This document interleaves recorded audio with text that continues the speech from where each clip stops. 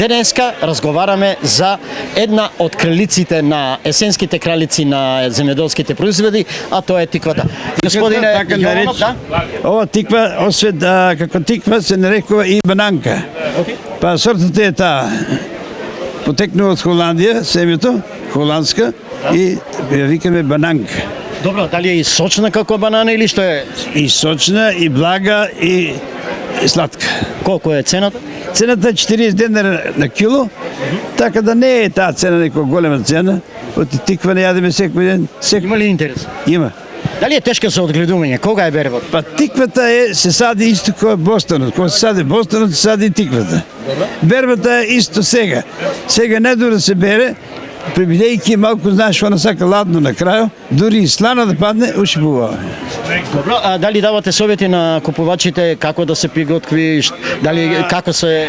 Они веќе знаат, не е прв пат, меѓутоа сепак ми ја кажуваме. Ова може да се прави на пареа, али најдобро е печена. Печена, ќе се исече на крупчиња, ќе се извади семето, а и семето може дури да ни го понудат и на нас ќе го земеме.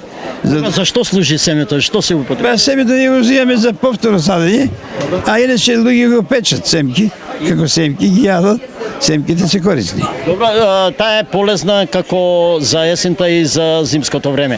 Па претпоставувам дека е лековит. Тиква, за тиква како зборуваме, се јаде најмногу до Божик. Така вика едно време старите. Сега ми ги тоа изменија се работите, луѓето ја користат и до март месец. И на крајот само дали бара посебни услови за одгледување? Не, исто како бостонот. Да се насаде, да се скопа добро, да се изора и да се полеа вода. Во продолжение, ова се цените на одделни производи што можеа да се најдат денеска на пазарните тезги. Тиквички од 30 до 50 денари за килограм. Домати од 40 до 60 денари за килограм. Диња 30, краставици 20 до 35 денари за килограм, пипер од 50 до 70, праски 100, јаболка 50 до 80, круши од 100 до 130 денари за килограм, јапонско јаболко 60 и тиква 50 денари за килограм.